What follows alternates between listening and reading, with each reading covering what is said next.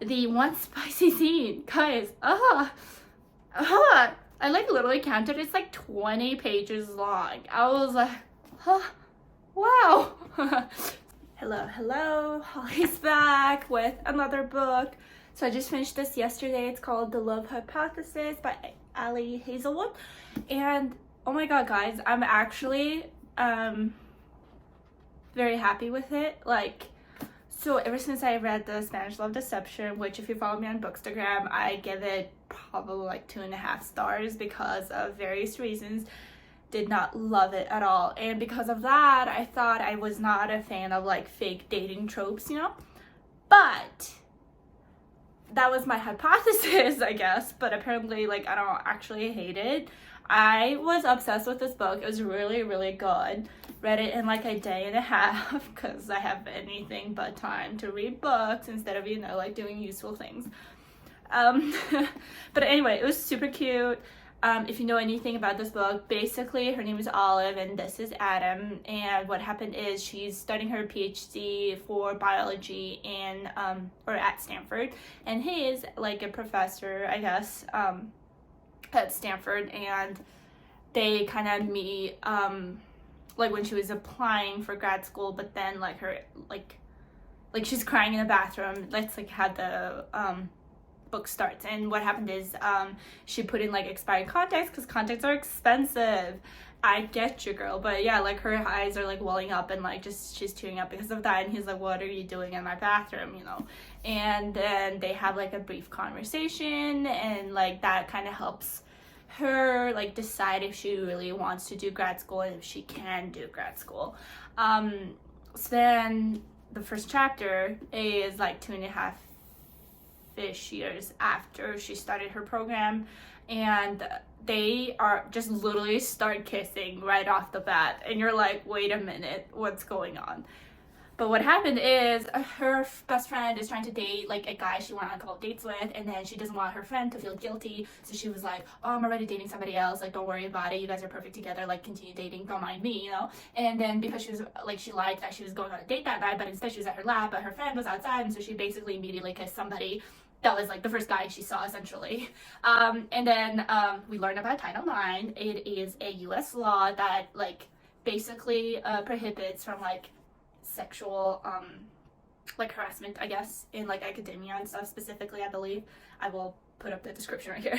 But anyway, the whole like Title IX like thing is so cute too. Like Adam's personality is like lovely. He is very playful and like joking and like very charming, even though like, you know, he's supposed to be like very like broody and like mean. Like he's literally known as a mean guy that will like kind of fail theses and stuff like that, and like he's supposed to be like this like kind of rude, weird character that's like super smart, like Sheldon from like Big Bang Theory essentially, but wait, like he's like more emotionally smart, I guess. So I don't know, it's like just so cute. And I don't know, like on The Best Friend, props to you, girly. Like you delivered us some scenes that we needed, like the sunscreen scene and like the lap sitting scene. I was like, so yeah. And okay, about that yucky character, Tom Benton, I should have probably started with saying like ton of spoilers, as my YouTube videos are always anyway. But yeah, Tom Benton, did not love it. I like knew something sketchy was gonna happen because Holden was like, watch your back, and especially Adam's back, you know. So it's like something's yucky gonna happen, but did not expect what happened. So I'm so mad because like it could have been good, you know, and then he had to go and like ruin it. Like who does he think he is, you know? Like and like it kind of goes and says a lot that he was the favorite student of their mentor at like graduate school. So like I don't know, I just I hope he got it coming for him, because like, well, we have proof too.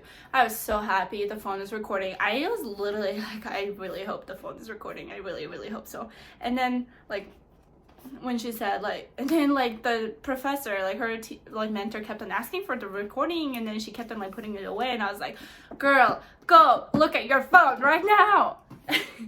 And when she finally did, and like the whole thing happened, I'm also very glad that Anna and Malcolm were there, because I don't know if she would have done anything had they not been in the same room and heard the conversation, you know. So essentially, like, very good timing to actually hear the audio, because otherwise I feel like she would have just like brushed it off and just tried to make it happen.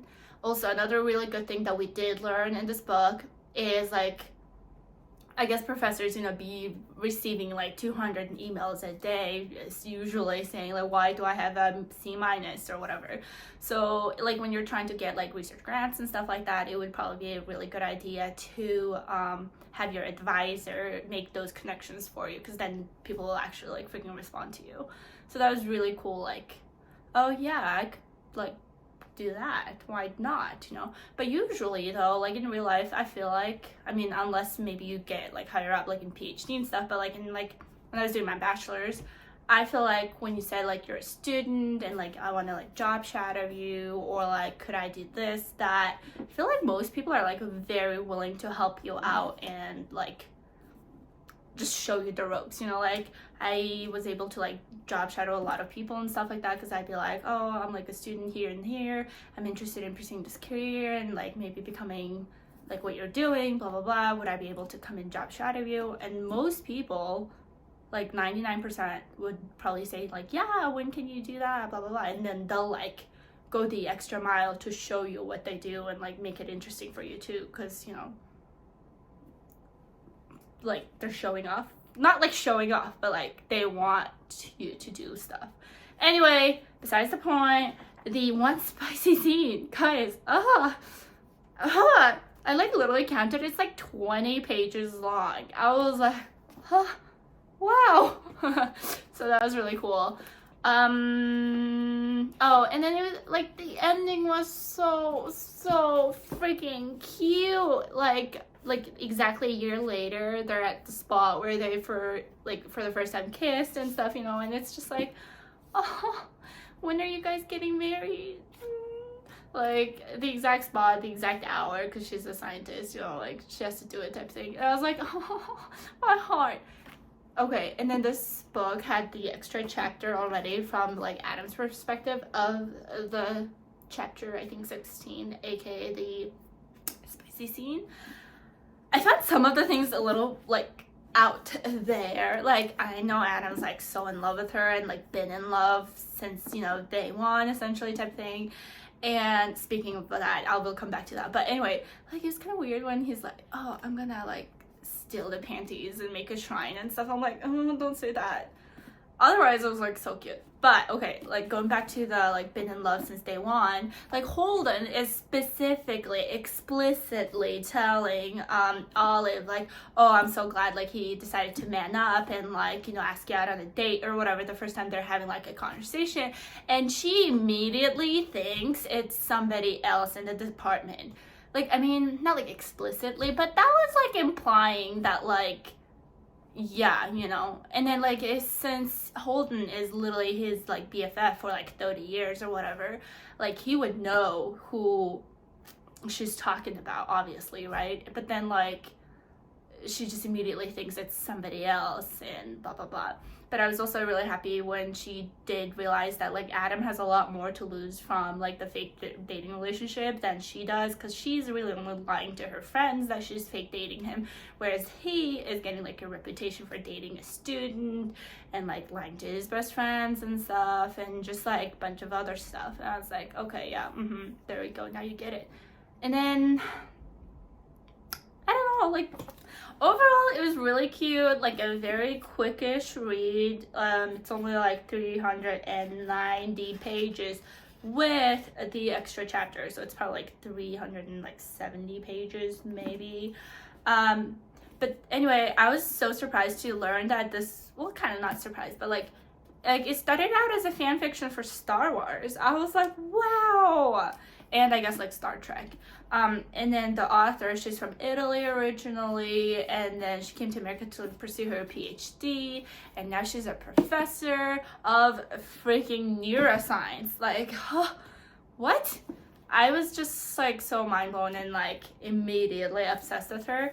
I cannot wait for the movie to come out, because the book got adapted into a movie.